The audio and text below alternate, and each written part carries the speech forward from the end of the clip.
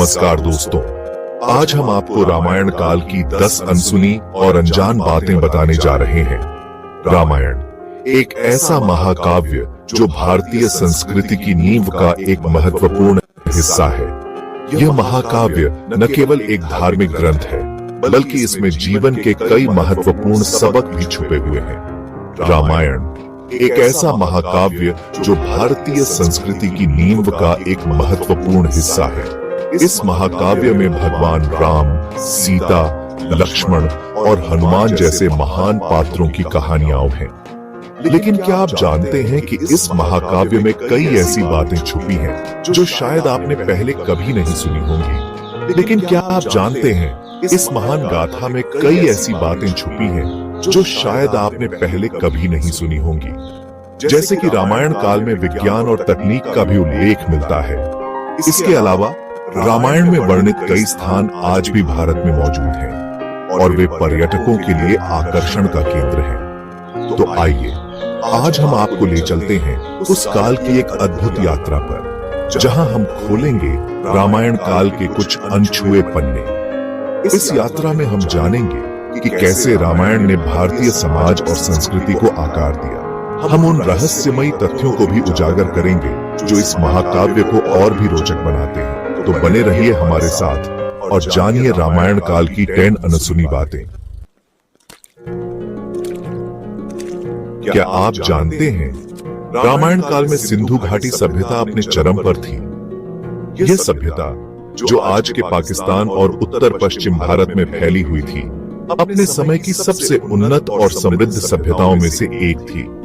यह सभ्यता 8000 वर्ष पुरानी थी और इसके नगर नियोजन और वास्तुकला आज भी हमें आश्चर्यचकित करते हैं। सिंधु घाटी के लोग अपने समय के महान इंजीनियर और वास्तुकार थे।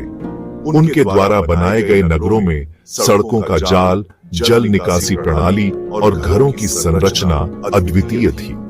मोहनजोदड़ो और हड़प्पा जैसे नगर नियोजित ढंग से बने थे, जिनमें नालियों की व्यवस्था, विशाल अन्न भंडार और भव्य स्नानागार उस समय की उन्नत शहरीकरण का प्रमाण देते हैं। इन नगरों में जल निकासी प्रणाली इतनी उन्नत थी कि आज भी हमें हैरान कर देती है। यह सभ्यता अपने समय से कहीं आगे थी, जिसके रहस्य आज भी इतिहासकारों को चुनौती देते हैं। सिंधु घाटी सभ्यता के अवशेषों से हमें उनके सामाजिक, आर्थिक और सांस्कृतिक जीवन के बारे में बहुत कुछ जानने को मिलता है। उनके द्वारा बनाए गए बर्तन, मूर्तियां और अन्य कलाकृतियां उनकी कला और संस्कृति की गहराई को दर्शाते हैं। यह सभ्यता एक महान धरोहर है जो हमें हमारे अतीत की झलक दिखाती है और हमें प्रेरित करती है।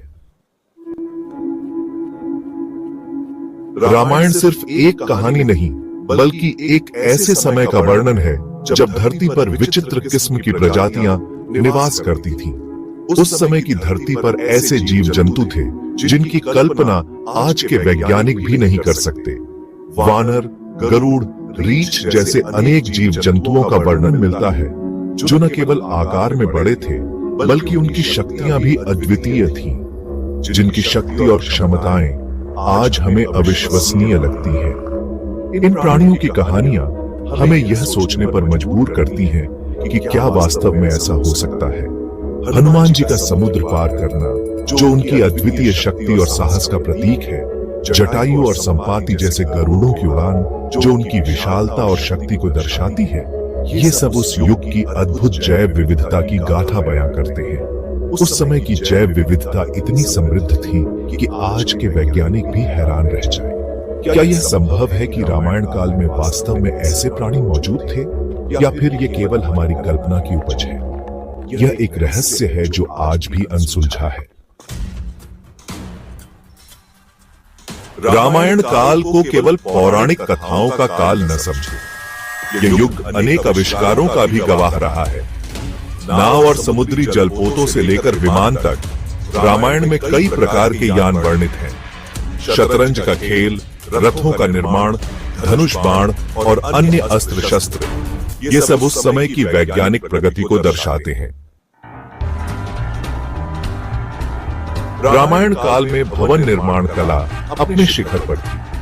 अयोध्या, लंका, किष्किंधा जैसे नगरों का वर्णन पढ़कर ही उनकी भव्यता का अंदाजा लगाया जा सकता है। उस समय के भवन सुंदरता और मजबूती का अद्भुत नमूना थे। विशाल प्रासाद, सुंदर बगीचे, पुल और अन्य निर्माण कार्य उस युग की समृद्धि और कला प्रति उनकी समझ को दर्शाते हैं।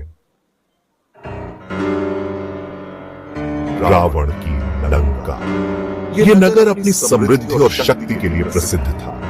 कहा जाता है कि स्वयं भगवान शिव ने इस द्वीप को बसाया था, लेकिन रावण ने छल से कुबेर को परास्त कर लंका पर कब्जा कर लिया था।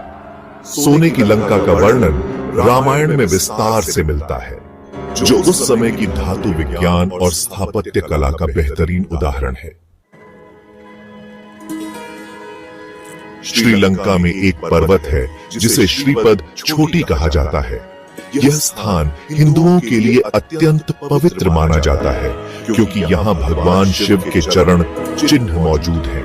कहा जाता है कि रावण को परास्त करने के बाद भगवान राम यहाँ आए थे और भगवान शिव की आराधना की थी।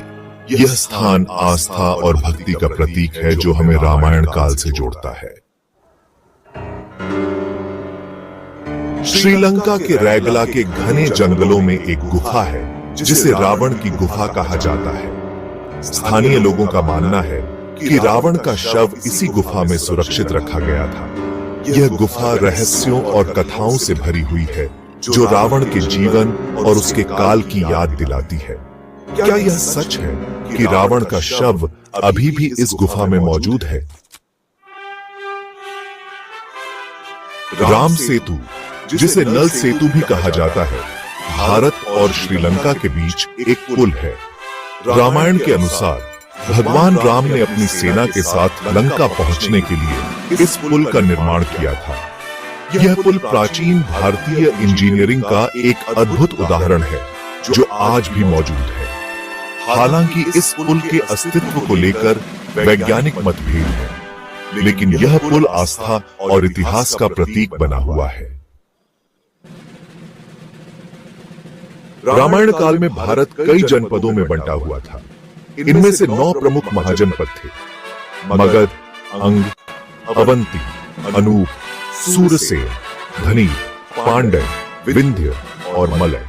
इन जनपदों की अपनी अपनी संस्कृति, परंपराएं और शासन व्यवस्था थी। रामायण में इन जनपदों का वर्णन मिलता है, जो हमें उस समय के भारत की राजनीतिक और सामाजिक स्थिति की जानकारी देता है। रामायण काल में पृथ्वी का भूगोल आज से काफी अलग था। रामायण में वर्णित लंका आज की श्रीलंका से कई गुना बड़ी थी। हिमालय पर्वत से लेकर समुद्र तक फैला हुआ यह क्षेत्र अनेक वनस्पतियों, जीव जंतुओं और प्राकृतिक संसाधनों से समृद्ध था। रामायण में वर्णित नदियां, पर्वत और वन हमें उस समय के पर्यावरण और भौगोलिक परिस्थितियों की झलक दिखाते हैं। तो दोस्तों, ये थी रामायण काल की 10 अनसुनी बातें। उम्मीद है आपको यह जानकारी पसंद आई होगी। रामायण सिर्फ एक धार्मिक ग्रंथ नहीं, बल्कि ज्ञान और इतिहास का खजाना है। अगर आपको ये जानकारी पसंद आई हो तो हमारे चैनल को सब्सक्राइब करें और इस वीडियो को लाइक और शेयर करना न भूलें। धन्यवाद।